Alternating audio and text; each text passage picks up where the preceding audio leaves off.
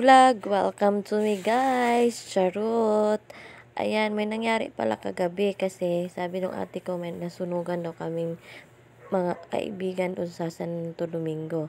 Ngayon, kakaipal namin, kakamaritis namin, pinuntahan namin agad. Siyempre, kaibigan namin yun. Pinuntahan namin agad.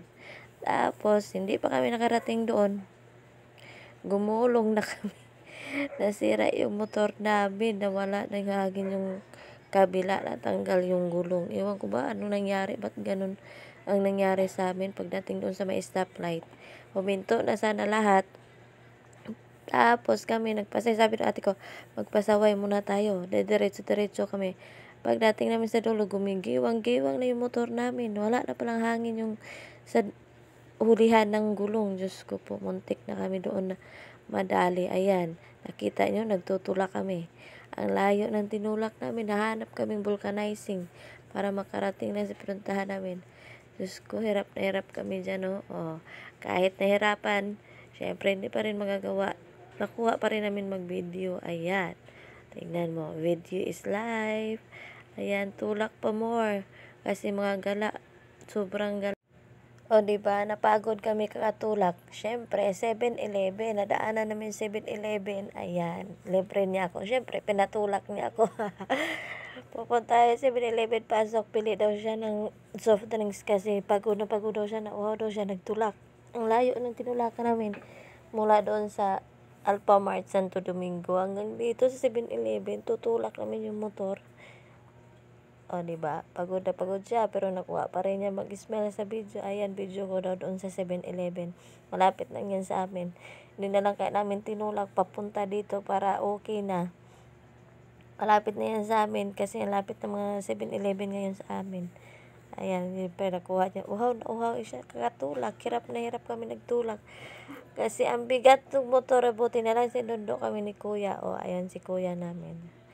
Siyempre, libre niya ako. Kumuha na ako sa akin. Ayan. Ano lang ako dyan, pasilip-silip kasi yung suot ko. Ayan na po kami, 7-Eleven. Ayan, dyan rin si ate. O, nakita niya ako nagbibideo. Umiwa siya. Ayun, hinihintay ko si kuya kasi kumuha pa siya. Nang sa kanya kasi napagod din siya katulak. Nagtulak din siya papunta dito. Sinundo niya kami. Nahirapan kami pabalik kasi nga wala nang madaanan, gabi na kasi walang nagpo-vulcanize. Yun pala, kulang lang sa hangin. Diyos ko po, wala kaming kaalam-alam. O, ayan, diba? Tinulak namin. O, ngayon, manglibre siya. Sabi ko nga, hindi ko kuhaan ng sarili ko kasi nga yung suot ko. O, ayan, nakita ko yung salamin. Siyempre, binidyo ko na kasi malayo. O, siyempre, may papuspos pa yan. Ayan, inikot ko kaya sa 7-Eleven. Ayan na po yung 7-Eleven sa amin. Ayan, nasa sa counter na sila. Pero sabi ni kuya, bili ko daw sila saysay ng sito. O, ayan, kinuha ko na ng sito. Ayan, flex ko lang yung 7-Eleven sa amin. Ayan, baka naman 7-Eleven. Ayan, tinuro ko sila kasi nasa counter na, nahuli na ako. Flex ko pala yung relo ko. At siyempre, magandang relo ko yan. Ayan, magbabayad na po yung madam na. Ayan, sa lahat po na may single motor dyan, mag-ingat-ingat po tayo sa pagmamaniho para wala pong mangyari sa atin. Thank you for watching guys. Please like, share, and subscribe. Meet Mariana Brigana Vlog. Babush! Bye-bye!